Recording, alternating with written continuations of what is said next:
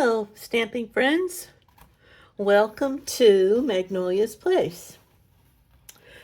This week's mystery stamping is here. I'm Carol Parsons, an independent Stampin' Up! Demonstrator here in South Carolina. And each Monday I post a video on my YouTube channel. I'm relatively new at making videos, so I'm still making adjustments and kind of learning along the way. So each Monday I will post a video, either a tutorial or a mystery stamping segment. And I'll share a fun project with you. Some tips, ideas, color combos, product information, you name it. I'll alternate every other week. So this week is mystery stamping, and next week will be a tutorial. I'm so glad you tuned in today. I really appreciate you spending time with me. If you don't have a Stampin' Up! Demonstrator, I'd love to do that for you. I appreciate your business, and thank you for shopping with me. For those who place orders, I offer free tutorials, and I'll send a handcrafted card to you for each order. Now, for this week's mystery stamping, I have one of my favorite new stamp sets. And this is one of the free tutorials, only this isn't a tutorial for just one card. If you order this bundle from me, I will send you an entire class with, I think there are 10 cards and a card set box. Oh, and another 3D item in the package, and I will send you the PDF directions for all of those free. So I'm particularly excited about this bundle, if you can't tell from reading my blog. This is something very different and new for Stampin' Up! It's unique in the stamping world. I've not seen anything like this. And, I wanted to show you about, here they are. I have these on my blog. I wrote up a little description about what Kintsugi is. And I print them out on white cardstock, and I put them in or on the back of every card that I make with this set.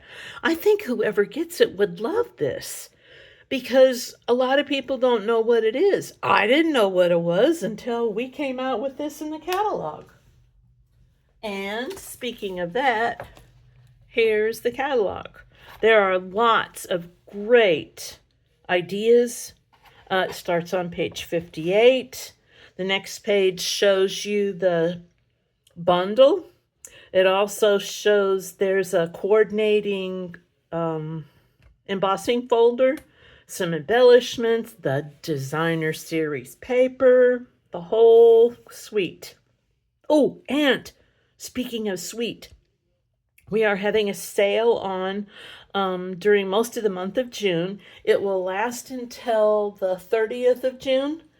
And for any suite or suite product that you order, you will get the next one half off. So let's say, for example, that you ordered this suite, the whole suite, which is a real bargain. All of these things for $77. If you order this, the next suite that you have that's of equal or lesser value will be half off. Or it can be a suite product. Let's say that I ordered the designer series paper and the embossing folder. Well, I would get the designer series paper, because that's the higher priced item. The embossing folder would be half off. Maybe I wanted two bundles. So I ordered this bundle, which is, let's see, 42. And if I got this bundle, Gallery Blooms, for example, that's 53. So I would pay for this one, and this one would be half off. Okay, it's a pretty good deal. As a matter of fact, I'm going to use it on the next order that I place tomorrow. All right, so was there anything else I was going to show? Oh, here is the page. There's some more examples, ideas. This tells what kintsugi was. I had not heard of this before. That, that it's a traditional technique for repairing broken pottery with gold lacquer. And the cool thing is they use rice paste and some gold lacquer, and they mix it to seal up the broken pieces of pottery. And it takes years for them to perfect the ratio of rice paste powder to gold lacquer that works well. So it's quite a perfect, or perfected method. And I love that the mended gold veins become a celebration of imperfection. And instead of hiding it, they celebrate it. I just love that philosophy. It's very cool. All right, now, so if you are interested in this, take a look on my blog. And as a matter of fact, I'll put a link to this in the description box so that you can find it easier. All right. And let's see, what else have I got to tell you? Aha, these are magnetic sheets. Now, I used to get magnetic cards. I still do.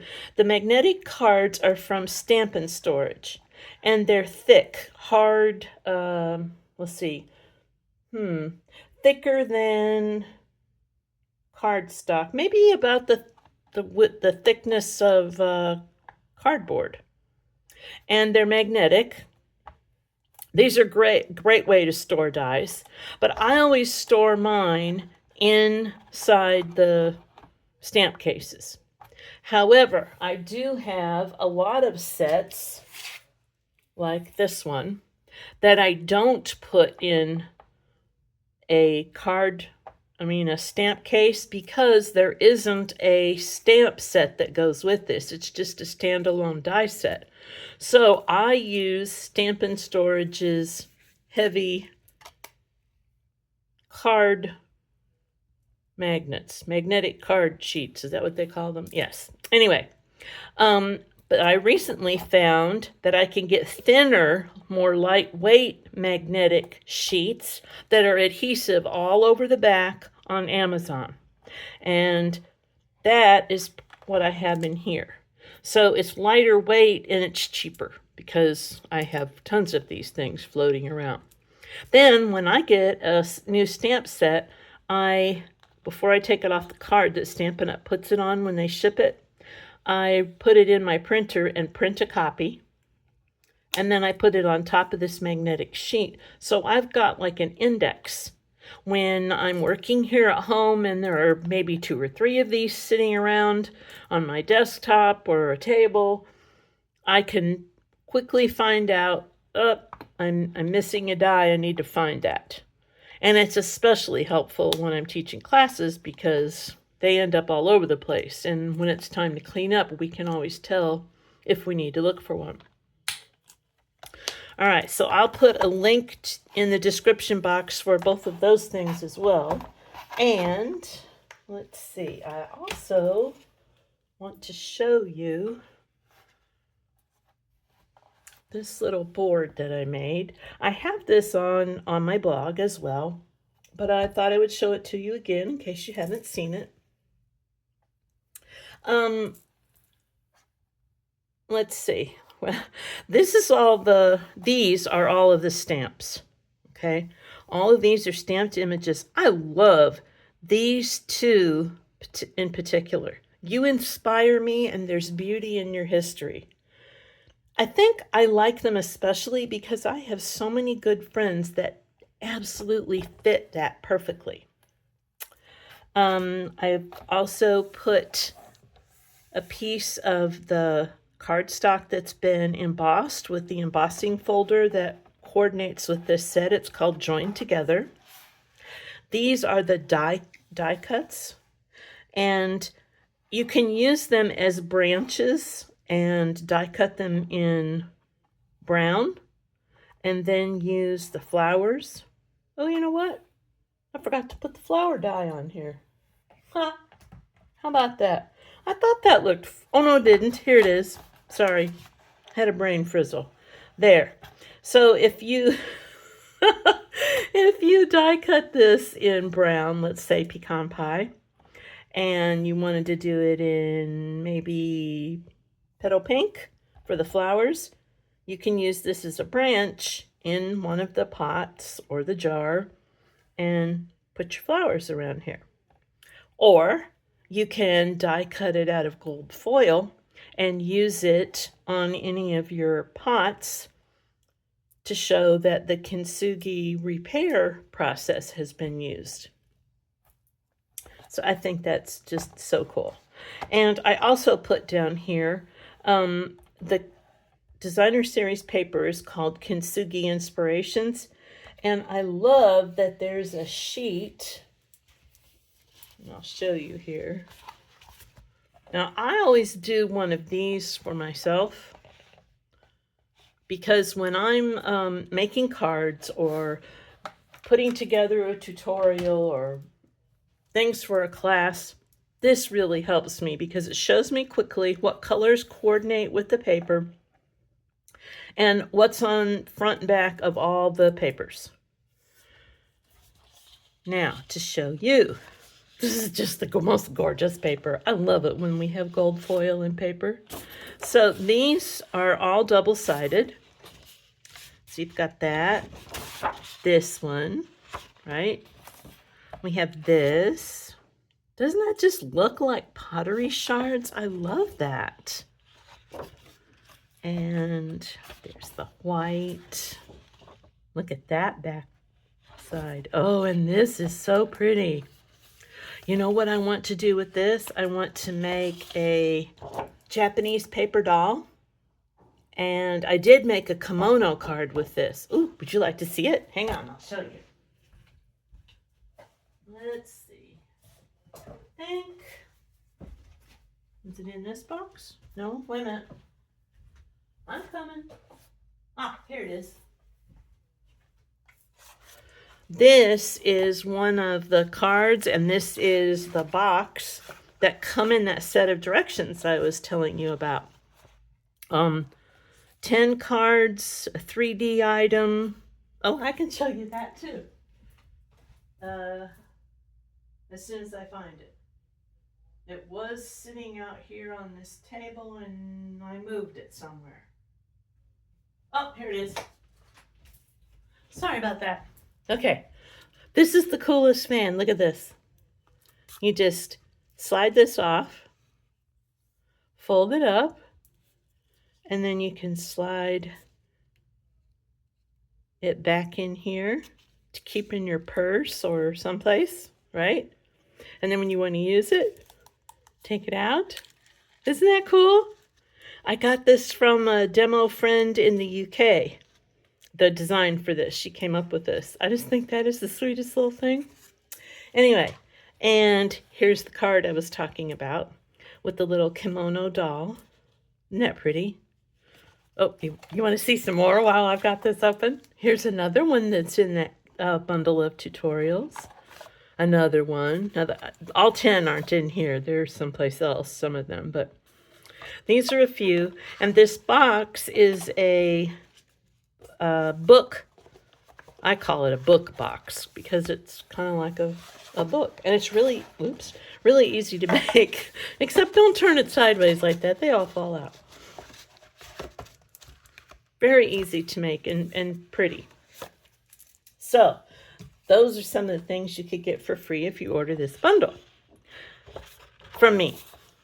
My gift to you. All right. And then this, look at this paper. So this last page, that's what's on the back. But all of these jars and pots and the flowers, guess what? Yep, you're right. You can cut them out with the dies in this set. So how fun is that? And speaking of, that's exactly what we're going to do today. We're going to use the die to cut those out. Now, let me get my directions here. Did I tell you I'll share all the things with you I wanted to tell you? Yes. Oh, nope, one more thing. The last chance. You know, we used to call it the clearance rack, and now we're calling it last chance. I like clearance rack better, but oh well. Anyway, it's been updated recently, so if you haven't checked it out in a while, check back. There's a lot of new things on there. All right, now for our mystery stamping reveal. You ready to solve the mystery? Okay, so after gathering all the materials, which were listed in clue 1, the first clue tells you to cut a card base, 5.5 by 4.25. And you know what? I just found a typo in my directions. So let me fix those before I forget so that I can fix it for you before I post it again. Gosh, that's already gone out, unless this was an old copy. All right, so 5.5 by 4.25. That is the size, traditional size of one of our cards. But usually our card has a front and a back, right? No, but you'd still need 2 pieces of this, the same size. All right, because the first step tells you this. Cut this one. The second clue says to adhere some DSP to this, and you need DSP that is 4 by 5.25. And I will do that now. And I have temporarily lost my Stampin' Seal. I don't know where it is, so I'm using something else until I find it or buy another one. All right, so you just want to center that on here. Now, the other piece that's cut at the same size, so essentially we're still using a half a sheet of cardstock. You know, generally we score right here, and you've got your front and the inside of your card. But this time they're cut in 2 pieces. And we score this at, clue 3 says, oh no, that was clue 3. Here's clue 4. Cut this at 5.5 by 4.25 and score it at 3.25, which is right here. So score it, and you get, like I call this a little mini card. Okay, that is going to go right here. And yes, you see this. I'm going to tell you about that in just a minute. All right, it's there so I don't forget. All right, now clue 5 tells you to bind. You need 2 patterns of DSP, or designer series paper, and on the outside you want 1 piece, and this is 2 by 4 inches. Okay, so let me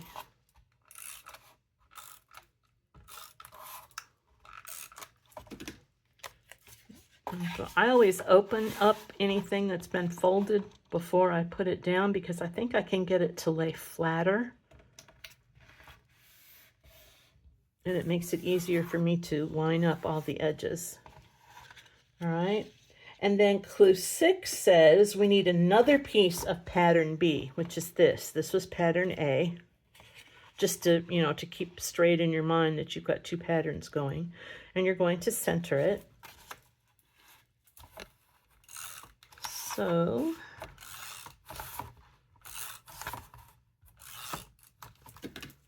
right, and this pattern does not have a directional design to it, but this one, I think it kind of does, because look, to me that one looks upside down, but it's up to you. Whatever floats your boat, you can do. Now, clue 6. Oh, this was 3 by 4 inches. I'm sorry.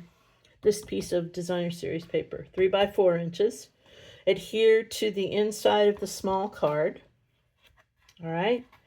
And now we're going to do clue 7, which says to adhere the small card to the center of the card base. All right, so I'm going to put adhesive here. Oops. And I want it smack in the center. Now, I always put my fingers, can you tell that that card is laying on top of my fingers right here? That's how I hold it while I'm, adjusting to determine an even width and to make sure that it's straight. That way, I've got something between me and the card base. All right, so I put that down. And then clue number 7. Really? Clue number 7. I'm sorry, clue number 8. We've got the die cut. You want to talk to him? Just a minute, keep talking. Oh, she's doing something out of her video. Okay, sorry about that. Long distance call from our son. I will go back and talk to him in a minute when I'm finished talking with you.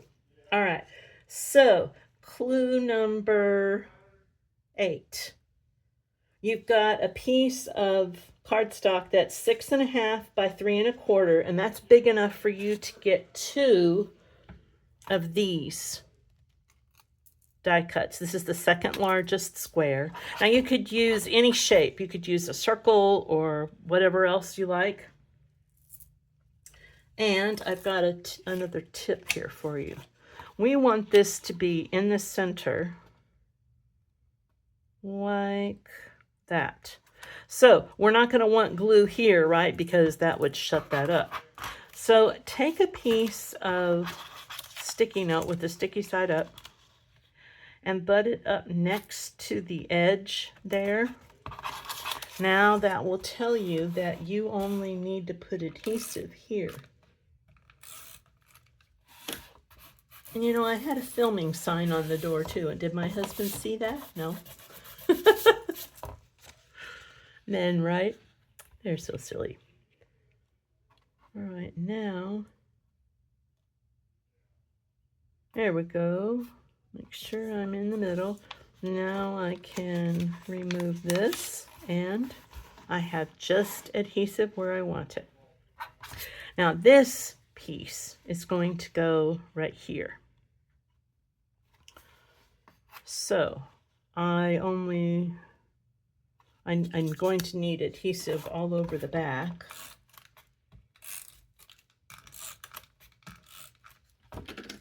Okay.